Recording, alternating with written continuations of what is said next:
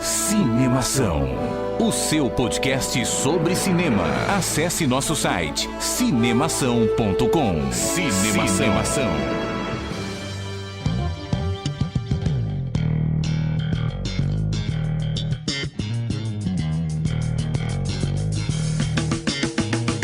Seja bem-vindo ao podcast Cinemação número 49. Eu sou Rafael Arinelli e eu adoro a língua espanhola, principalmente para xingamentos como hijo de puta.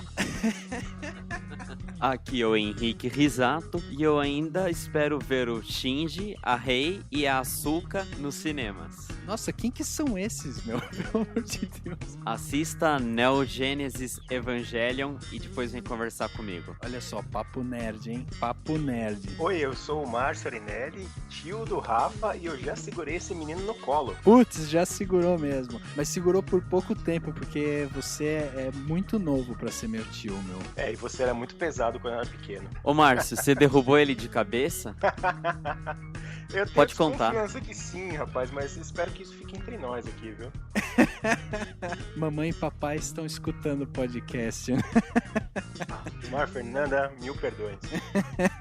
Descobriram tudo agora. Muito bem, hoje no podcast Cinemação número 49, temos um tema muito legal, um tema praticamente biográfico, né? A gente vai falar aí sobre o diretor Guillermo del Toro. A gente vai entrar aí um pouco no mundo do Guillermo del Toro, tudo que ele já construiu e o que ele está construindo, o que está chegando no cinema também a gente vai falar.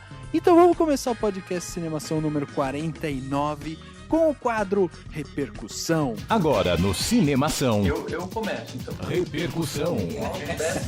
E eu me surpreendi com o filme. Repercutindo o que rolou durante a semana. Repercussão.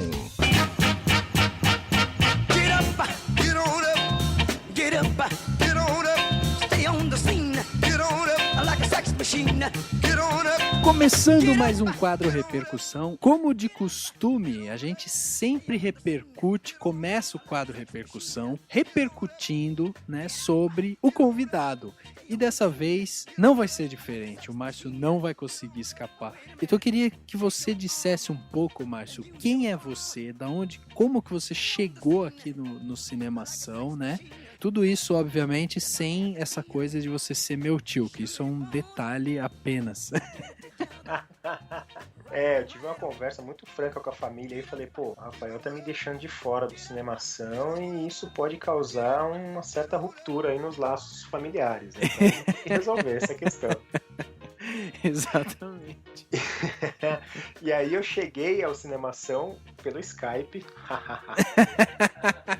Sim, eu acompanho o Rafão aí desde sempre, né? E a gente sempre, quando se encontra, bate papo a respeito de cinema. Eu sou muito fã de cinema, de quadrinhos, de desenho, de seriado, de videogame, música, enfim, tudo desse mundo pop eu gosto de consumir. Não tanto quanto eu gostaria, na verdade, né? Porque eu tenho um trabalho de consultor de TI, eu tenho uma empresa de tecnologia que presta suporte em TI, então você ser proprietário é complicado, é muito difícil. As pessoas às vezes falam, pô, que legal, você tem sua própria empresa, deve ser incrível, uma maneira, você trabalha pouco, você só manda, cara, é completamente o contrário. Então a gente é o que trabalha mais, é o que fica até tarde para poder resolver os problemas.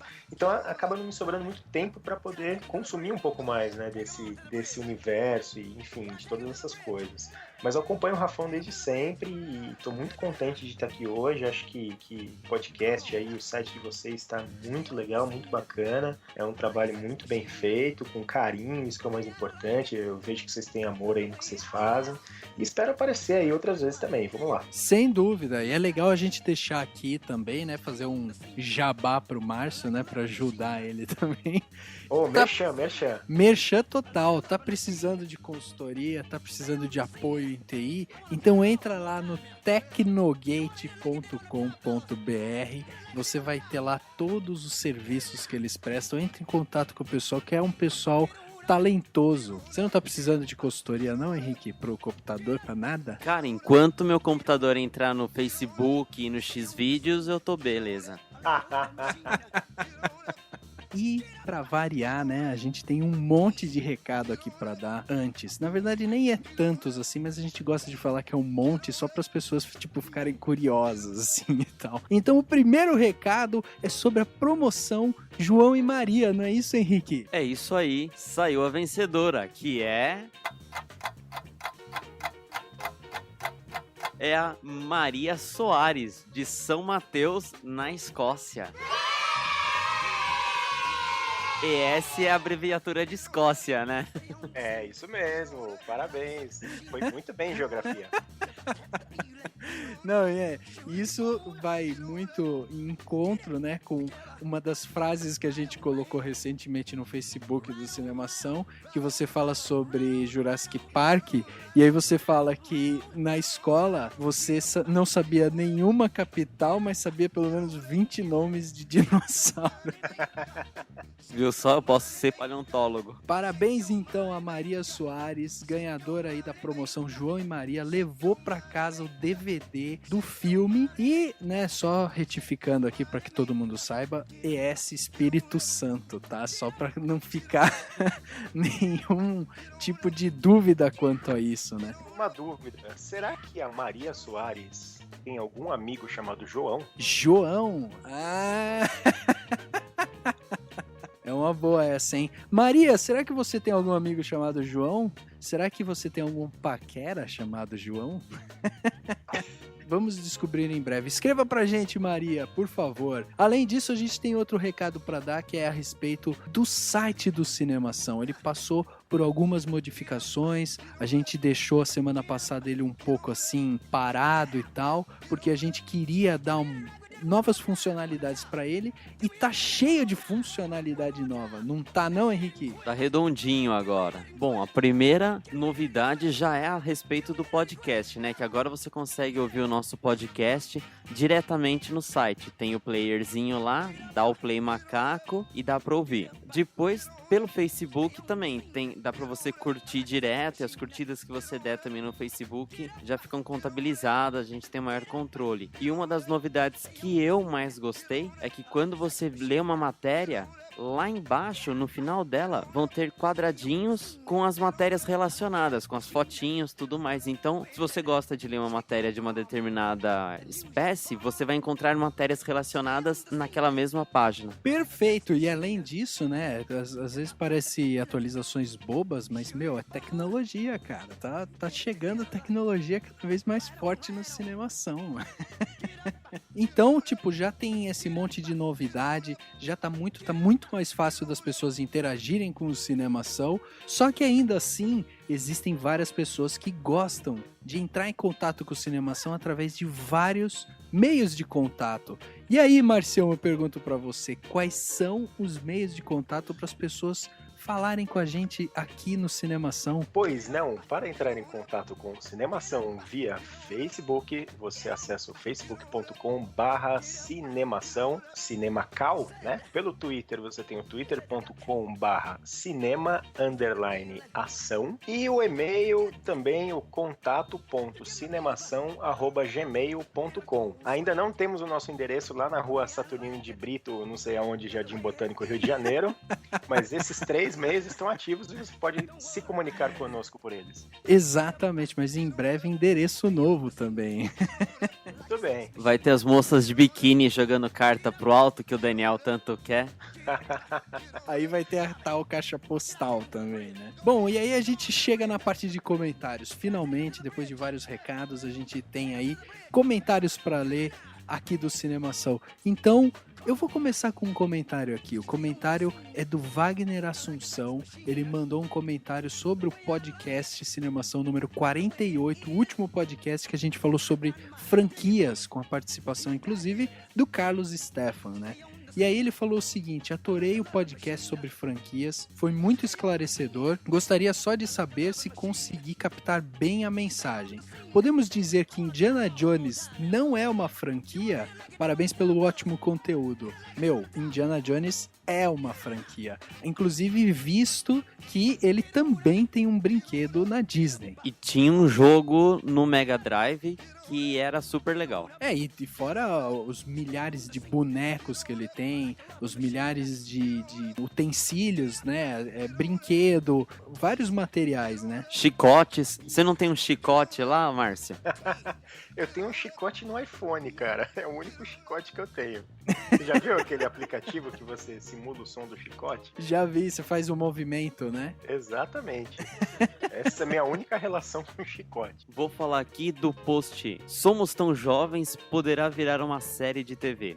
Quem mandou foi a Regina Braga. Ela não colocou de onde ela é. Ela comentou assim: não gostei muito do filme. Achei os atores bem fraquinhos. Então, acho que essa possível série de TV será uma merda. Já sabem se o elenco será mantido? Isso é uma pergunta, né? O filme é bem interessante pelo que eu achei, assim. Realmente ele tem aquele gostinho de quero mais, porque quando eles estão indo pro Festival do Circo Voador no Rio de Janeiro, acaba o filme. E como o próprio diretor na matéria que tem no site falou que tem muita cena gravada a mais, eu acho que pra quem gostou do filme não tem por que não gostar do seriado. Agora, se você já não gostou do filme porque ele acaba de forma abrupta, aí sim você tem mais motivos pra assistir o seriado, porque daí vai ser a continuação que você quer. Se você não gostou porque você não gosta do Renato Russo, tipo, não ouça Renato Russo. Mas eu acho que a pergunta dela específica é mais... assim, ela fala um pouco sobre os atores. O que você achou da atuação deles? Você achou que foi razoável, foi boa?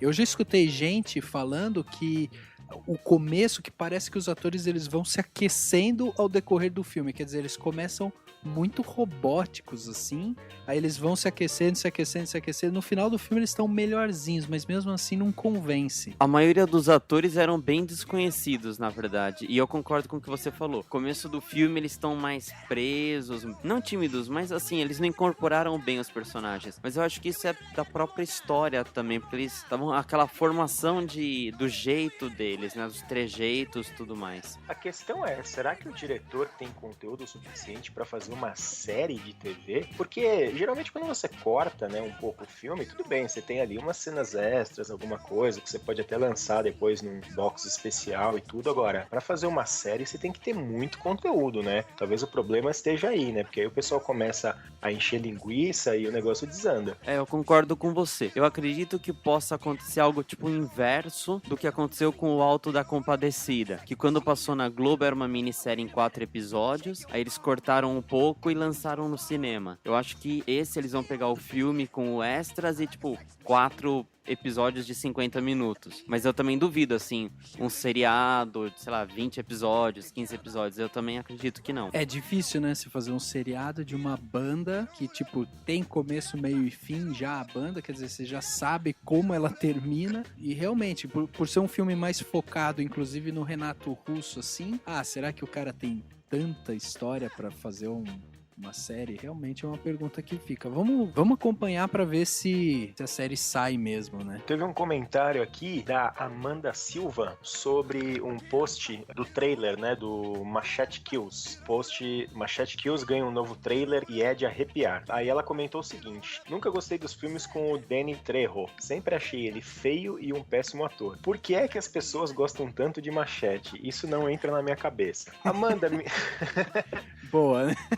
Minha cara Amanda, o negócio é o seguinte: o Danny Trejo é feio pra cacete mesmo, e ele é um péssimo ator mesmo, eu concordo com você, e é aí que tá a graça do filme. O Machete, ele é um filme do Robert Rodrigues, né, e o Robert Rodrigues, pelo menos os filmes que eu assisti dele, ele gosta de fazer trash movies mesmo, né? Então são filmes, assim, muito sem pé nem cabeça, são filmes que tem muito exagero nas cenas, né? As coisas são muito impossíveis, assim, muito malucas. E eu acho que esse é o grande barato do Machete, né?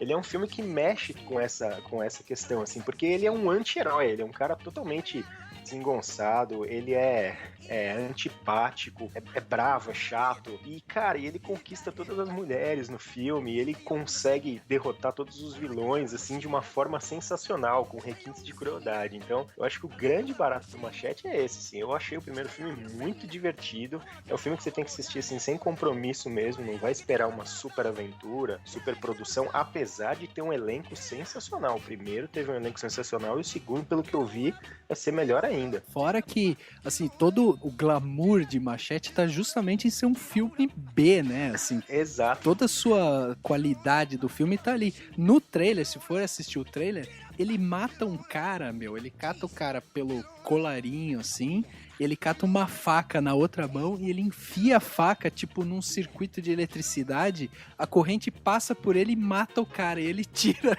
a faca e ele continua vivo.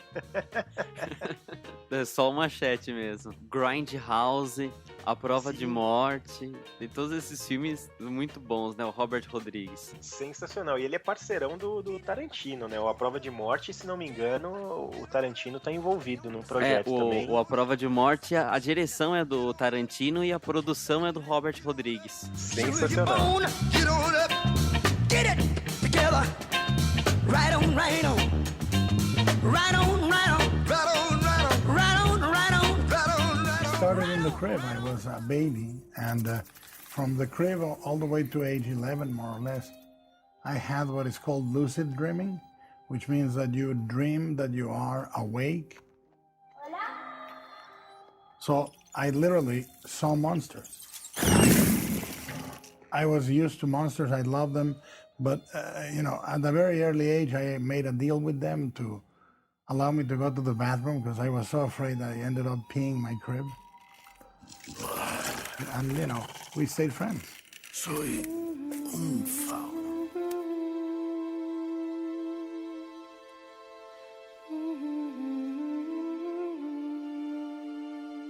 Diretor mexicano, nascido em outubro de 64, em Guadalajara, sempre quis falar Sempre quis falar o quê? Guardanapo. Guarda na jarra. Tipo, o que eu faço com esse suco aqui? Guarda na jarra. Eu sempre quis falar Guadalajara em um podcast e nunca tive a oportunidade. E agora o Guillermo del Toro tá me dando essa oportunidade, então eu já sou grato a ele por isso, né? Bom, o Guillermo del Toro, ele é um cineasta e um escritor mexicano. Como muita gente sabe, hoje ele tá em foco, em evidência em Hollywood, justamente por ele estar chegando com um filme monstruoso, a gente pode dizer assim, em todos os aspectos.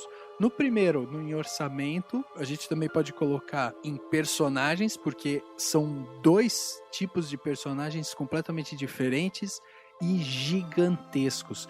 Ele está chegando no cinema com o filme Pacific Rim, que está sendo popularmente chamado no Brasil como Círculo de Fogo.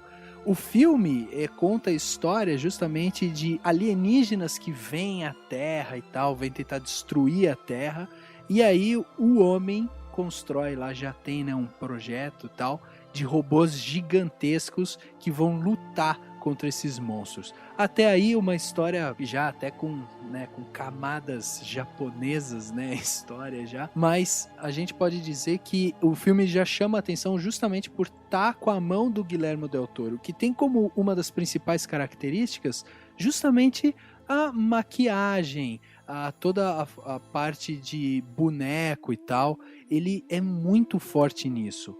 Então vamos falar um pouquinho, né, sobre a vida do Guillermo del Toro, até passar pelos filmes dele, para a gente entender quem é esse diretor que está chegando agora no cinema e o que a gente pode esperar dele. Então acho que é legal a gente começar dizendo justamente como ele entrou dentro do cinema, porque o Guillermo del Toro, ele foi criado pela avó dele, mas ele sempre teve interesse em cinema quando ele era adolescente. Então, quando ele tinha mais ou menos ali uns 21 anos, ele chegou a ser produtor executivo de um filme que chamava Dona Erlinda e Seu Filho, que foi um filme que saiu em 86. Depois disso, quando ele já tinha 31 anos, ele começou a entrar nessa parte de maquiagem, quando ele começou a trabalhar como supervisor de maquiagem em vários tipos de companhias e tal. E aí ele começa a entrar nesse mundo do cinema de uma forma muito mais forte, principalmente nessa parte de maquiagem. Eu acho que isso que mais chama a atenção nas características dele hoje como diretor, né? Depois que ele entrou nessa parte de maquiagem, ele teve uma oportunidade aí de dirigir alguns programas de televisão mexicana e tal, e aí ele começou a aprender mais sobre filmes e tal. E daí o primeiro grande sucesso dele foi Cronos, em 92. E aí o filme ganhou vários prêmios no México, teve muito sucesso em Cannes, e isso chamou a atenção de Hollywood, que acabou chamando ele para ir para lá. Bom, chegando em Hollywood, ele vai dirigir um filme que se chamava Mimic, que acabou sendo um filme fraco para a época. Não foi muito bem aceito pela crítica, e aí ele acabou se irritando ali, ficou um pouco puto com a situação, e ele acabou voltando pro México, onde ele tentou refazer a carreira dele, né? Depois que ele voltou pro México, ele abriu sua própria produtora, que eu achei muito bom o nome, chamada The Tequila Gang, e lá ele voltou a conquistar a crítica mesmo. Ele fez um filme de horror muito interessante chamado A Espinha do Diabo, que se passa durante a Guerra Civil Espanhola, e é de um menininho num orfanato que conhece um fantasminha e são felizes. Não, ele conhece um fantasminha e, tipo, eles vão se vingar das pessoas que mataram o menino. Depois desse filme, em 2002, ele voltou pra Hollywood, ele dirigiu Blade 2 com Wesley Snipes, e depois, 2 anos depois, ou seja, 2004, ele dirigiu o primeiro Hellboy, que também já tinha a característica assim das criaturas feitas com animatrônica ou bonecos mesmo. O que eu achei interessante dizer é que o Guillermo del Toro, ele tem uma carreira que a gente pode dizer que é uma carreira longa, mas porque ele começou novo, né? Então, ele tem 20 anos de carreira, mas ele é um cara que não tem ainda 50 anos de idade. Então, é um cara que, tipo, ele tem uma carreira relativamente longa, com várias experiências já em filme, principalmente ainda na área de maquiagem, mas não condiz com a idade dele, né? Ô Márcio, você gosta do Guillermo del Toro? Eu gosto do Guillermo del Toro. Eu não conheço todo o trabalho dele, mas os filmes que eu assisti dele me chamaram muito a atenção e eu me tornei um fã desse diretor, principalmente nas obras de terror e suspense que ele assina, né? Essas são as que eu mais acho interessante, como a gente tá dando essa passada aí na filmografia dele. A gente já falou a respeito da Espinha do Diabo. Em 2006 ele dirigiu o que pra mim é um dos melhores filmes, que entra pra mim ali no meu top 20 de filmes, que é O Labirinto do Fauno. Eu acho um filme sensacional em todos os aspectos, não só na maquiagem, mas na construção da história, na trilha sonora, que é extremamente envolvente. E dali pra frente eu comecei a sempre ficar de olho nos projetos que ele tá participando e dirigindo. You know, there are only two things you can do in art or in narrative and storytelling. You can tell about the good stuff in life, which has always been very boring to me. And you can tell stories about the dark side of life, which has been much more attractive to me.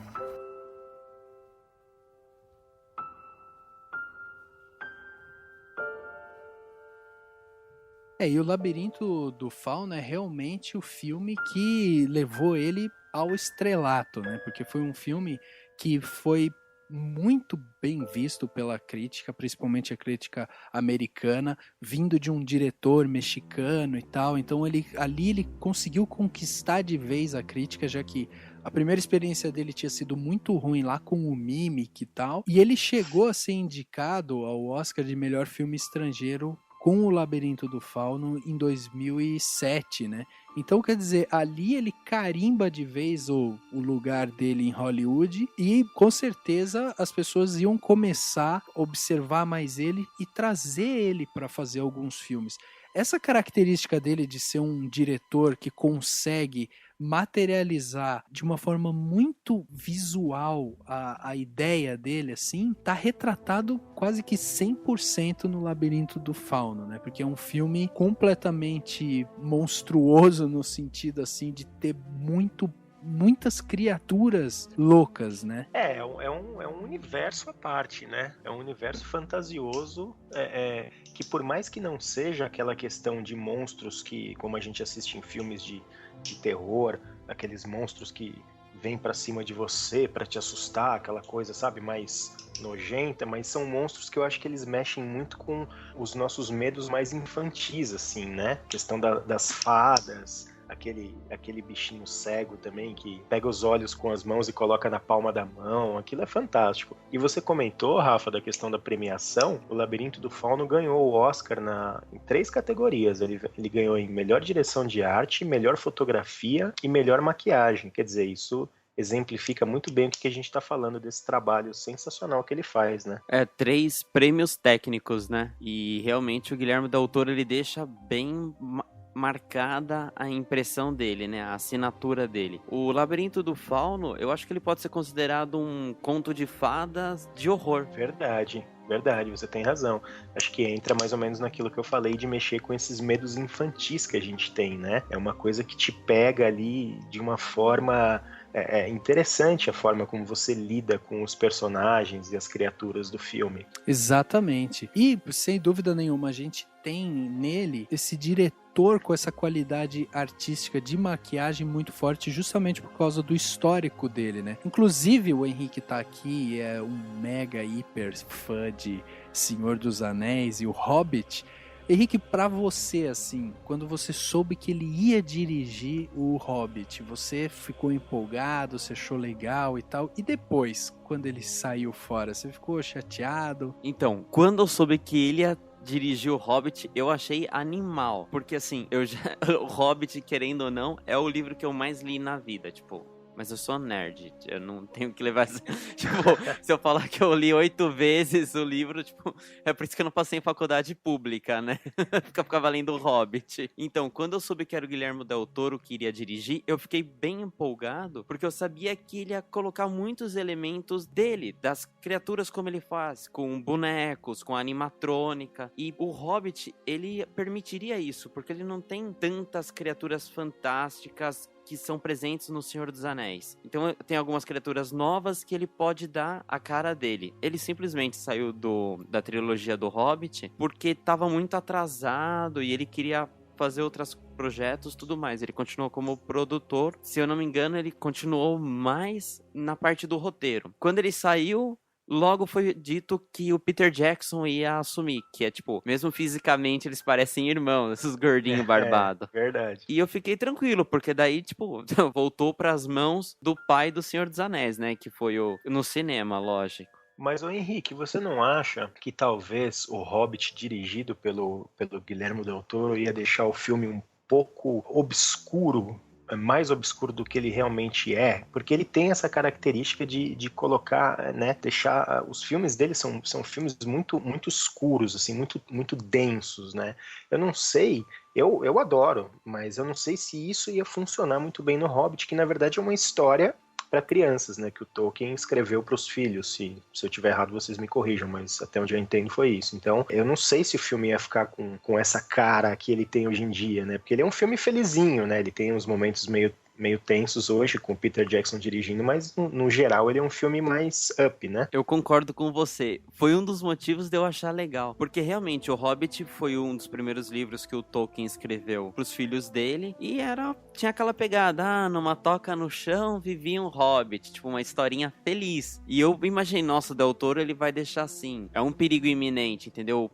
O Bilbo realmente corre perigo. E eu queria muito ver a cena do Adivinhas no Escuro. Porque eu imagino que ele até ia usar o Gollum de uma outra forma, sabe? Usar muitas sombras, algum tipo... Talvez não sendo o mesmo ator, ou sendo mais uma outra aparência física, porque a criatura ainda está sob a influência do Um Anel. Então eu realmente achei que ia ser um filme mais sombrio, não muito sombrio, mas mais do que é o do Peter Jackson. E que muita gente reclamou, porque parece que é um filme bobo. Isso é verdade, mas as pessoas que reclamaram achando que é um filme bobo é porque elas foram no cinema esperando uma continuação, ou uma prévia, né, na ordem cronológica do Senhor dos Anéis. E é claro que isso não ia acontecer mesmo, porque o livro do Hobbit é um livro muito mais infantil, né? No Senhor dos Anéis, temos que destruir um anel, vai acabar o mundo. No Hobbit, assim, pô, cara, tem uma montanha lá forrada de ouro, vamos lá roubar? O que você tá fazendo aí? Tô de boa aqui. Vamos ali, então, pegar um tesouro na toca do dragão. Exatamente. Inclusive, eu me deparei com uma frase aqui do Guilherme Del Toro, que ele diz o seguinte: eu mal podia terminar o Hobbit. Curiosamente, pra mim, o gênero de fantasia nunca me chamou. Acreditam que os contos de fadas são eles próprios um gênero diferente. Então, talvez ele tenha, assim, até como característica, talvez ele não tenha se encantado tanto também pelo projeto do Hobbit, né? Justamente por ele ter essa linha um pouco mais sombria e até um pouco mais... Poderia até usar a palavra fantasiosa, mas não sei se ela encaixa perfeitamente aqui, porque o Hobbit não deixa de ser um negócio fantasioso, né? Mas eu acho que o Guilherme Del Toro, ele curte muito essa fantasia de um jeito muito mais, assim, vamos dizer, aberto, muito mais escancarado, né? Ele gosta de monstros gigantescos, ele gosta de chocar até um pouco, assim, com imagens, assim, até novas pro cinema, né? Como essa criatura que tem a mão nos olhos no labirinto do fauno. Era uma coisa muito inovadora, inclusive, né, pro cinema. I remember the first time Kronos won the first award, which was a cash award. We won the award, and literally, like a beauty contest, I was crying in the stage, holding this giant check. And I was trembling, and I was really moved because A, I was happy the movie was being recognized, and B, I was not going to jail.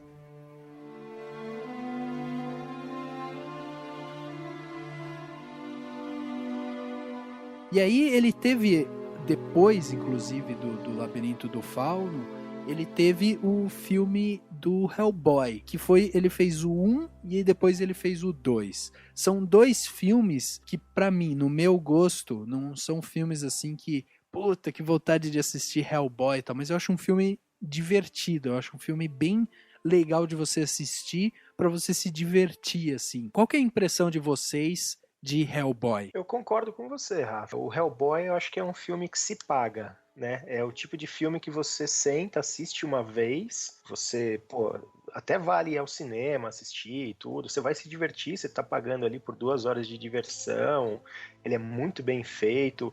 O Ron Peckerman, né, que é o ator principal, ele é sensacional, acho que ele caracterizou bem o personagem. É um anti-herói também, né, um cara tudo errado, mas que no fundo é bonzinho. E eu acho que ficou muito legal na mão do Del Toro. É um filme menos denso, é claro, um filme mais pro público, um blockbuster, né, pro povão, assim. Mas são filmes muito legais, eu gosto tanto do 1 quanto do 2, mas concordo com você, não é um clássico do cinema, não é um filme que eu sentaria pra assistir de novo, entendeu? Acordar e falar, meu Deus, só preciso assistir o Hellboy hoje urgentemente. Se estiver passando na televisão, de repente até vejo um pedacinho, mas fica por aí. A minha impressão do Hellboy é mais ou menos essa que vocês falaram. Eu já assisti mais de 2 vezes cada um, porque tava passando na TV. Mas eu não lembro de cor da história dos 2 filmes. O que eu acho mais legal são as criaturas, principalmente no 2, que ele vai no submundo das fadas, né, das fairies. Daí, assim, é aquele mundo escondido a olhos vistos, né? Então eu lembro que tem uns monstros, assim, que são bem característicos do Del Toro, como eles são feitos. Então eu acho que o que mais me impressionou foram os personagens, mas nem tanto pela sua personalidade, mas por como eles foram feitos, a estrutura física deles, do que a personalidade e do que a própria história do filme, o enredo. Inclusive, é legal a gente falar que o Ron Perlman é tipo super parceiro do Guillermo Del Toro, né? Ele já fez aí mais de... Quer dizer, fez 5 filmes com o Guillermo Del Toro, incluindo o Cronos, que foi um dos filmes que chamou a atenção já da imprensa. Depois ele fez Blade 2, que ele era um... Se eu não me engano, ele era um dos vilões ali e tal. Aí ele fez os 2 Hellboy já como personagem principal, e ele volta agora também pro Círculo de Fogo, né, o Pacific Rim, de novo com o Guillermo Del Toro. Então já entra também naquela categoria de parcerias de sucesso, né, que tem entre diretor e ator, né. Mas além disso, além do Hellboy, agora o Guillermo Del Toro tá chegando com o Círculo de Fogo. Como eu falei, ele tem uma carreira de diretor de cinema um pouco curta, né? Bom, e aí ele tá chegando agora com Pacific Rim, que é um filme que já chamou muita atenção das pessoas justamente pela grandiosidade, né? Então, assim, eu queria, na verdade, que você desse uma sinopse do filme um pouco mais aprofundada, não tão pouco aprofundada como eu falei antes, mas eu queria que você passasse assim, um pouco sobre o que é o filme, sobre o que ele vai tratar e tal, mas principalmente, né, lembrasse um pouco disso, dessas características do Del Toro, né? O Pacific Rim é uma homenagem que o Del Toro faz para os seriados japoneses antigos, que foram os que ele cresceu assistindo, tipo Spectroman, National Kid, Ultraman, Ultraman Tiga, e eu, você, Rafael ou Márcio, galera anos 80, Changeman, Flashman, Gogol 5, Jaspion. Então era aquele negócio, robôs gigantes versus monstros gigantes. O Pacific Rim, pelo que a gente viu nos trailers, no que foi divulgado, é assim, no Círculo de Fogo do Pacífico, numa área geográfica real, aparece um portal onde saem criaturas monstruosas gigantescas. Elas são chamadas de kaiju, que é como é chamado os monstros mesmo pela cultura japonesa. E os humanos, depois de sofrerem vários ataques, eles criam robôs chamados Jaggers, e esses robôs, eles funcionam assim, duas pessoas ligadas mentalmente controlam o robô. Então, tipo, o cara estica o braço, a pessoa do lado dele estica o braço esquerdo também, e o robô estica o braço esquerdo. Então, eles controlam o robô por dentro, ligados mentalmente. Sempre tem dois pilotos. Isso daí é muito Neon Genesis Evangelion, que é um dos melhores animes de todos o tempo, que é o que eu falei a frase no começo do podcast. Então, o filme ele é basicamente isso. Ele vai mostrar essa batalha de robôs versus monstros, como que tá o planeta Terra. Pelo que eu dei uma lida, a gente até colocou no Cinemação, nos primeiros ataques de monstros, quando os humanos vão vencendo, eles fazem assim, camisetas com a imagem do monstro, eles usam isso para uma mídia, mas depois que eu acho que o planeta começa a correr mais e mais perigos, porque eles têm poucos robôs e muitos monstros aparecendo. E é legal que, pelo que eu vi, são 4 robôs principais. Um americano, um russo, um australiano e um japonês. É mais um tipo de filme que é feito para um público bem específico, né? Porque não dá para você esperar, por exemplo, levar sua namorada no cinema e esperar que ela goste desse tipo de filme, né? Ela até te acompanha, vai comer uma pipoquinha, tudo, mas vai sair reclamando. Então eu acho que pra molecada, assim, como você mesmo falou aí, né? Assim, pra gente que viveu nos anos 80 e cresceu, né, cara, com essa geração aí do Jaspion, do Changeman, do nosso glorioso Gyodai, que era aquele cara chato pra caramba que depois que os Changeman derrotavam um monstrinho pequeno, ele sempre aparecia e transformava o monstro num gigantão lá, né, cara? Então, esses caras, assim, acho que vai ser muito bacana pra gente assistir isso no cinema com uma tecnologia, efeitos especiais sensacionais agora, né? Vai ser muito divertido. Mas é um filme realmente que ele tem um público selecionado, assim, né? E além disso, eu acho que é um filme que não vai ser nada a mais do que um filme de diversão mesmo, né? Um filme de você ir no cinema pra você se divertir. Como mais ou menos o Hellboy tem essa característica. Só que ele ganhou, obviamente, que uma qualidade gráfica muito maior. E o Guillermo del Toro vai poder trabalhar um pouco mais essa qualidade que ele tem, né? Esse talento que ele tem de maquiagem. Então a gente vai conseguir ver ali toda a característica do Del Toro e tal, em um filme que vai ter cenas grandiosas, né? Como, por exemplo, aquela cena que o robô que a gente viu nos trailers, o robô andando pela cidade carregando um navio para dar na cara do monstro.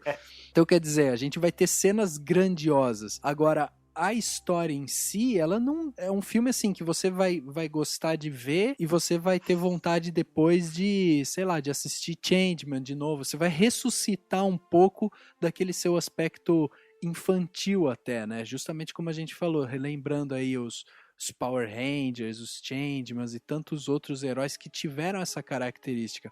Mas acho que não é, na minha opinião, o filme nunca me chamou a atenção por ser um filme que tivesse um roteiro inteiro, assim, de se arregalar os olhos e achar que, porra, vai ganhar Oscar, que vai não sei o que, entendeu? I had a blast. I mean, I've never done a movie to win an Oscar or be nominated or to make a box office hit. I always just make the movies I want to make for the reasons I want to make them.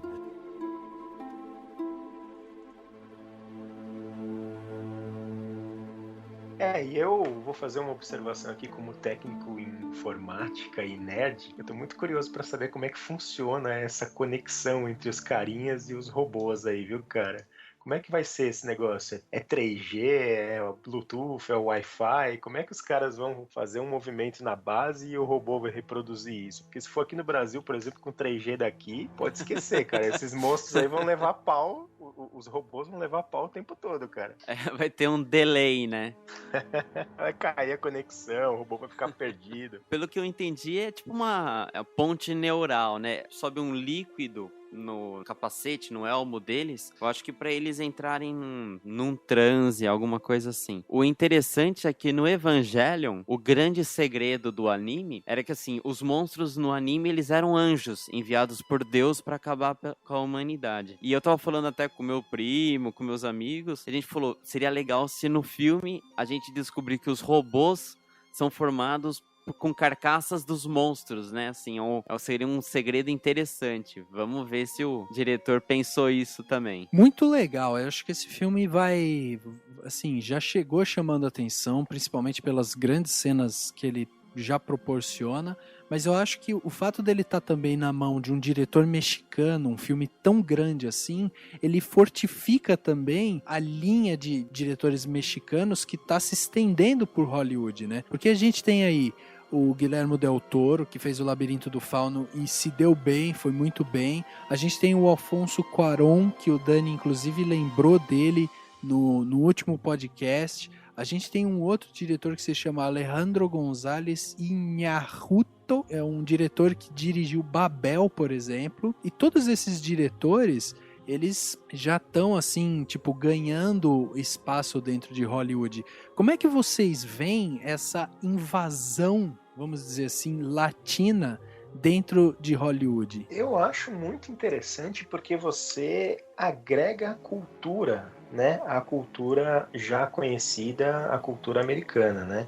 Então você sempre traz uma pitada de alguma coisa diferente para contribuir com o poderio que os Estados Unidos já têm na indústria cinematográfica, né? Então, assim, nós temos milhões de diretores aí muito interessantes que fora do mercado americano, aqui no Brasil, a gente tem diretor japonês muito interessante, diretor tailandês, como aquele Wong Kar-wai, que é um cara que eu curto pra caramba, são uns filmes assim mais uma linha um pouco diferente, mas é um baita de um diretor. E aí a gente, né, já pega aí o exemplo desses diretores mexicanos que estão aparecendo com essa força maior agora nos filmes. Então eu acho que é muito válido, eu acho que é legal o Hollywood abrir os olhos para isso, né, e deixar entrar ideias e culturas de fora para somar com toda a tecnologia, com todo o dinheiro que eles têm para fazer superproduções. Eu acho que o resultado tende a ser sempre interessante. Concluindo esse papo sobre Guillermo del Toro,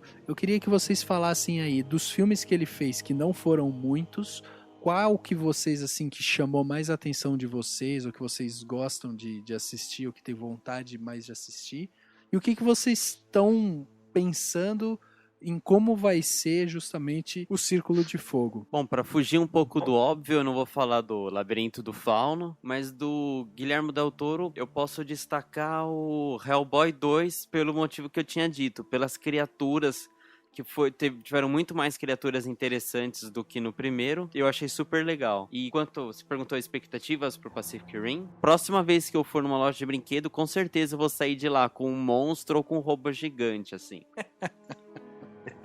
Bom, eu aprendi a gostar desse diretor, como eu falei lá atrás, e para mim ele se tornou um diretor. É claro que assim são pesos e medidas diferentes, mas o que eu quero dizer é que, por exemplo, ele tornou para mim um diretor da mesma forma como o Shyamalan, o M. Night Shyamalan.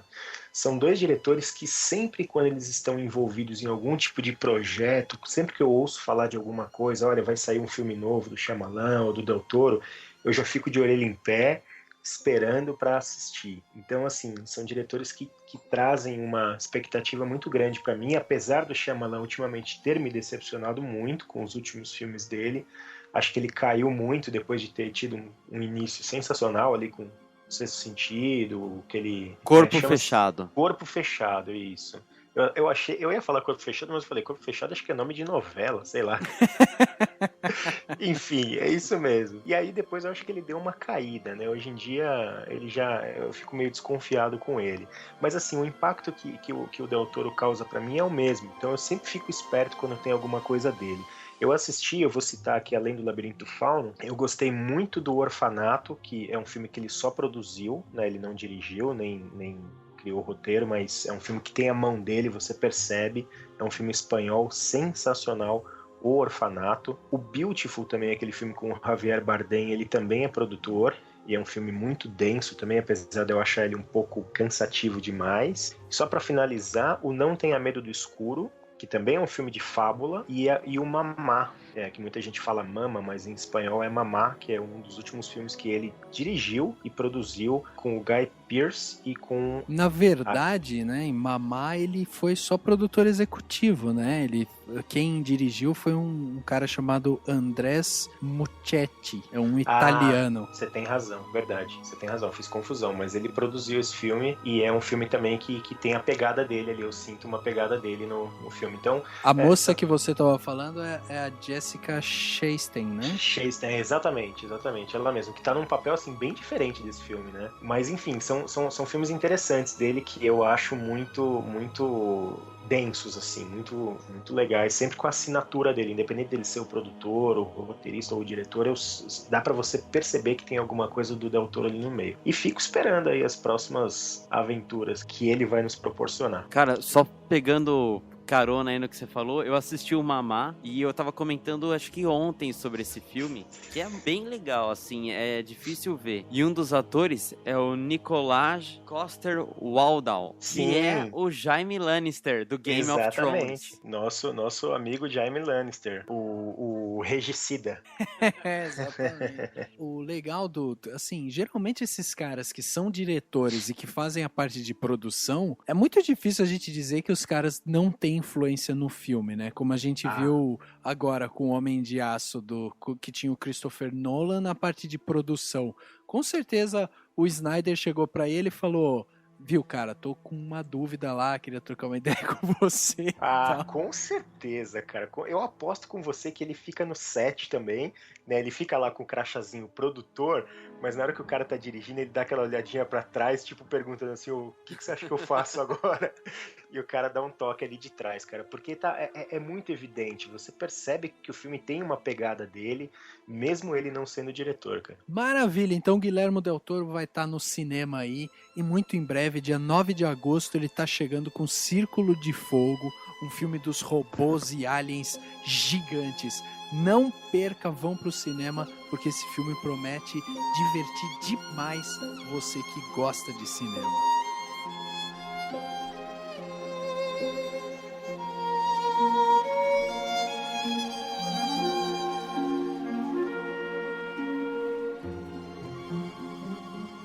Checando os detalhes, conferindo cada frame, de olho no que importa pra você. Plano Detalhe. Agora, no Cinemação.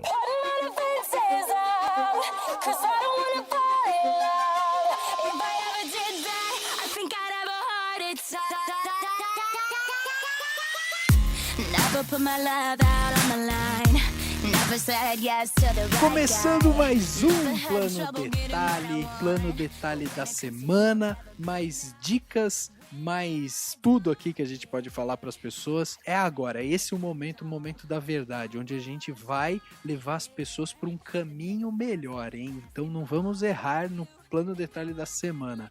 Dessa vez eu vou pedir pro Marcião começar o nosso Plano Detalhe. Marcião, você já conhece toda a mecânica dele, né? Então, por favor, encante os ouvintes com o seu Plano Detalhe. Cara, eu vou dar 2 dicas aqui que entraram na minha vida essa semana, que eu as estou consumindo essa semana, e eu acho que o pessoal vai curtir. Até na onda aí do que a gente conversou no podcast, né?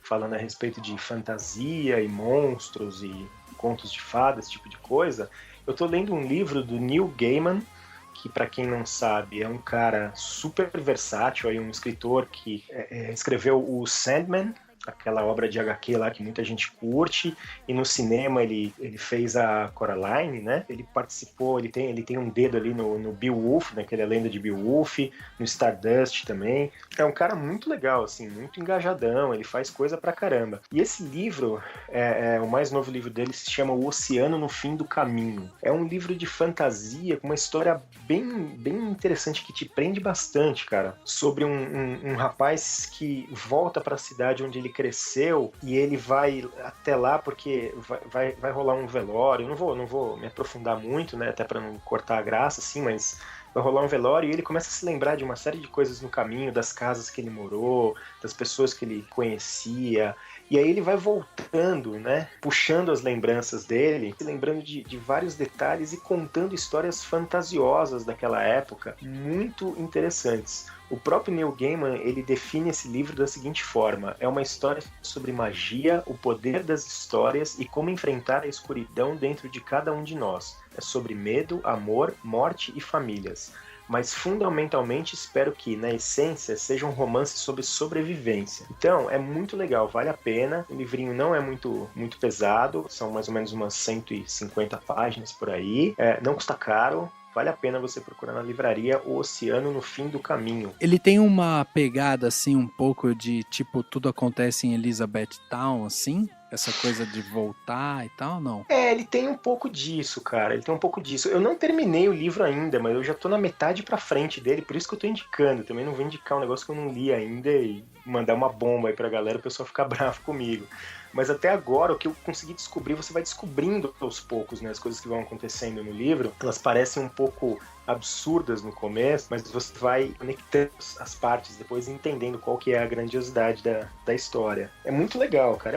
É uma fábula, é muito bacana. E também, só dar uma dica aí pro pessoal que curte videogame, falar rapidinho de um dos jogos do PlayStation 3 aí que mais tem causado alvoroço ultimamente, que é o The Last of Us. É um jogo da Naughty Dog, que é a mesma produtora do Uncharted, que é sensacional, um dos melhores jogos que eu já joguei, e eu jogo videogame desde o Atari. É uma imersão cinematográfica dentro de um videogame. O jogo, inclusive, ele é totalmente dublado em português, então facilita muito pra galera que tem um pouco de dificuldade com o idioma e tudo.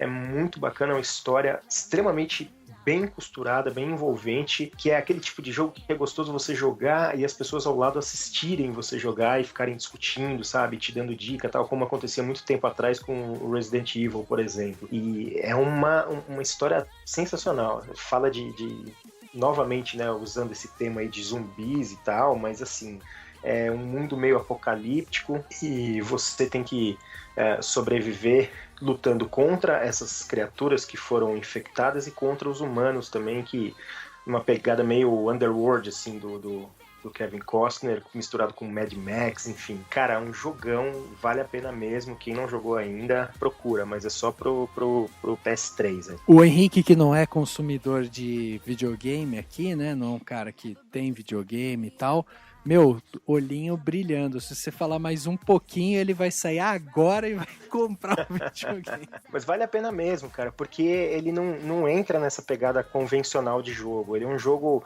de sobrevivência, então você tem que traçar determinadas estratégias para conseguir se livrar dessas criaturas. Não é simplesmente ficar apertando o botão e atirando e mandando bala para tudo quanto é lado. A munição é muito contada, então você tem que saber economizar e tudo, sabe? É bem interessante, cara. Vale a pena mesmo, assim, pra quem gosta de jogo, é um prato cheio. E pra quem é fã de The Walking Dead, tanto do seriado, tanto dos quadrinhos, também vai gostar. Cara, vai gostar também. Não tem como você não associar, né? Apesar da pegada ser um pouquinho diferente, mas não dá pra você não associar. Então a galera que curte... Cara, zumbi tá super na moda agora, né? Então a galera que curte, assim, vai se deliciar com esse jogo. Muito bom. Zumbis The New Black. Cara, o meu plano detalhe é bem nerd, assim. É de um seriado, o Doctor Who. É que a acaba de ser anunciado o 12º ator que vai interpretar o personagem. Que, pra quem não conhece, o Doctor Who é assim, é um alienígena que ele cada episódio ele tá num outro mundo, ele viaja entre o tempo e o espaço, e sempre que ele tá morrendo, ele tipo renasce com uma outra aparência. Daí a desculpa quando troca os atores. O último ator, né, o 11º, era o Matt Smith, e agora quem foi contratado é o Peter Capaldi, que é um ator escocês de 55 anos e que, por coincidência, ele já apareceu num episódio do Doctor Who e ele já apareceu num episódio do Torchwood, que é um seriado derivado, né, um spin-off que fala. E acho que o primeiro episódio agora é o especial de Natal de 2013, que o Capaldi vai aparecer. E a gente falou de zumbi, ele também fez um personagem no Guerra Mundial Z. Ele era um dos cientistas lá do Centro de Controle de Doenças, que aparece mais pro final do filme. Nossa, você falou isso, eu imaginei, ele era um zumbi. Aí eu fiquei pensando, se ele for um zumbi num filme de zumbi, né, quem ele poderia ser? Aí eu já imaginei, olha como a minha imaginação vai longe. Eu já imaginei o dublê de um zumbi, o cara pegar e falar assim, sou o quarto zumbi que cai quando leva um tiro na cabeça e os outros 3 caem em cima de mim, olha eu. Tem um episódio do Friends que o Joey, ele tem assim, acho que uma epidemia, é o episódio que aparece a Julia Roberts. E daí o Joey, ele é um dos infectados, assim, e ele, tipo, dublê, assim, bem isso que você falou. E ele ficava gemendo, toda hora tinha que cortar a cena. Aí, tipo, no final é assim, ele está morto, daí eles tinham que ficar quietinho que ele já tinha morrido. Ele não tava agonizando, ele não serviu pra agonizar. Eterno Joey, né, cara? Sensacional. Exatamente. Cara, falando nisso, então, já emendando, olha só, a gente foi emendando um plano de detalhe no outro, hein? Isso é bom. Emendando aí em atuação, eu queria falar um pouco sobre overacting, que é justamente aquela atuação do ator exagerada, assim. Eu me vi esses dias assistindo novamente o filme O Todo-Poderoso, com o Jim Carrey. O meu plano de detalhe é justamente para assista o Todo-Poderoso para você ver o que é um overacting.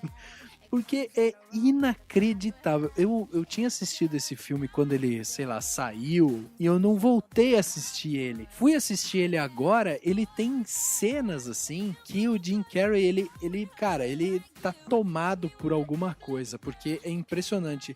Fora a motivação dele pra ele começar a odiar Deus, que eu achei muito superficial, assim. Eu achei que ele fica muito puto por nada, sabe? Assim, tipo, uma coisa que acho que qualquer pessoa ia ficar triste, ia ficar meio abalada, até puta, mas não daquele jeito. E aí tem uma cena que ele tá andando e ele pisa na poça de água e, cara, ele fica louco da vida, ele bate na calça, ele aponta pro céu e fala, olha só o que você fez! É muito overacting, assim. E ele tem vários outros filmes que ele tem justamente essa característica de ser um ator overacting, né? Um ator que exagera nas suas reações.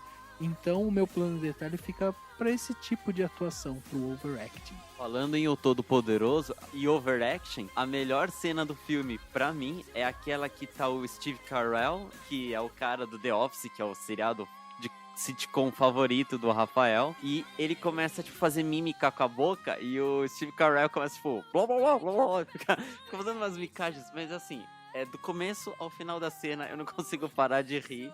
A melhor cena do filme pra mim. Essa é muito boa mesmo. Mas eu vou só dar uma pequena polemizada aí, porque afinal de contas eu tenho que deixar minha marca neste programa. Eu prefiro o Jim Carrey fazendo drama do que comédia. Essa é a minha declaração. Mas aí você não tá sendo nem um pouco polêmico, você só tá, assim, falando a verdade. Mas não é, cara? Pega o que ele fez no Show de Truman e ponto. Eu comecei a gostar dele como ator por causa desse filme. Depois eu comecei a curtir eles nas comédias, porque até então eu achava ele exatamente muito overacting, assim, muito caricato demais. mas depois de assistir o Show de Truman, eu fiquei fãzaço dele, cara. Exatamente, eu ia falar isso com o Rafa também. O Show de Truman, Brilho Eterno de uma Mente Sem Lembrança, que eu não tinha assistido até pouco tempo atrás. Esse é um filmaço também, né? Filmaço também, bem lembrado. E o próprio Sim Senhor, é uma comédia, mas ele não tá muito exagerado. É um filme mais divertido, não é um drama, mas não é uma comédia escrachada também. O personagem dele é legal no Sim Senhor. E o 13, o famoso 13? Esse foi um filme que eu nunca assisti com ele, que é mais voltado pro terror, né? Vocês assistiram? Não, Rafa, eu acho que é o número 23 que você tá falando, não é? Isso, número 23, o que prova que eu não assisti o filme. Errou por 10. Errou por 10, tá tudo bem. Cara, o 23 também é um filme que, assim, ele tá irreconhecível, cara. Ele tá irreconhecível no filme no sentido de atuação, né? É um filme meio maluco, eu curti ele, é um filme interessante, mas é impressionante como ele consegue alternar atuações, né, porque você bate o olho no filme e esse cara não é o Jim Carrey, é completamente diferente. A pegada do filme também é muito diferente. And every time I try to be myself, it comes out wrong like a cry for help. It's just not fair. Brings more trouble than it offers worth. Everybody get up.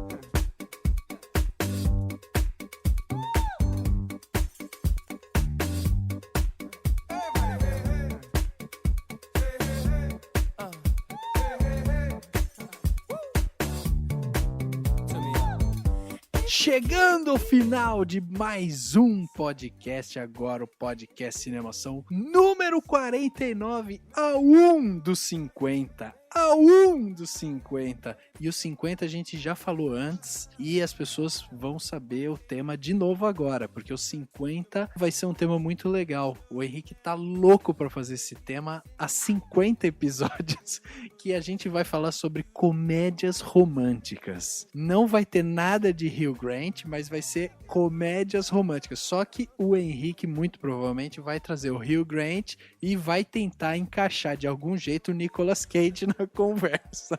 Nicolas Cage eu não sei, mas eu só de propósito todos os meus comentários vão ser de filmes do Hugh Grant. Isso que é, né? O cara fica assim, louco por um ator, daí ele associa todo um gênero a aquele ator só e pronto, acabou. Mas o podcast número 50, comédias românticas, você não pode perder, fica ligado, semana que vem vai estar no ar. Agradecer a presença aqui do meu tio, praticamente um irmão mais velho que eu tenho, Márcio Arinelli, muito obrigado pela presença no podcast, por ter atendido a gente tão rapidamente, que foi meio de última hora que a gente chamou, mas muito obrigado por você estar aqui com a gente, compartilhando desse momento no podcast 49. Eu que agradeço, aliás, a família inteira agradece, porque agora a paz voltará a reinar na família.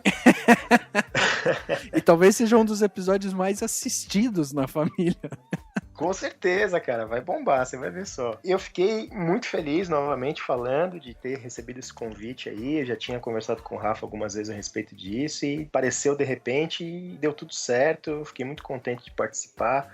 Espero que vocês tenham gostado, e principalmente você de casa que está aí nos escutando agora, tenha gostado da minha presença. Estamos aí, cara, precisando de mim aí, é só bater na porta. Também vou agradecer o Márcio por ter participado com a gente, foi muito legal ter mais aí um companheiro, que o Daniel foi comprar cigarro, faz uma semana que ele não volta, eu acho que ele não sabe que ele não fuma. Mas pro próximo ele estará de volta também. Valeu, Márcio, valeu, Rafa, valeu, galera, ouvindo. Até a próxima. Obrigado, boa noite e boa sorte. Não esqueçam de escovar os dentes. Show de bola! O podcast Cinemação número 49 fica por aqui e a gente se vê no próximo.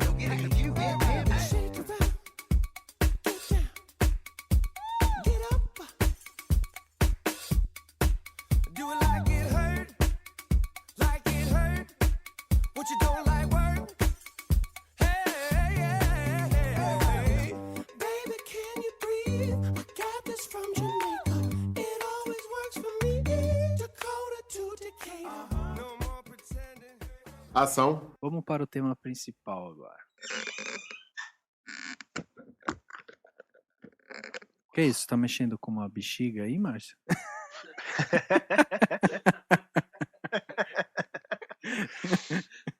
É que eu moro numa casa mal assombrada e isso foi a Lidiane abrindo a porta agora. Parecia uma bexiga, sabe aquele...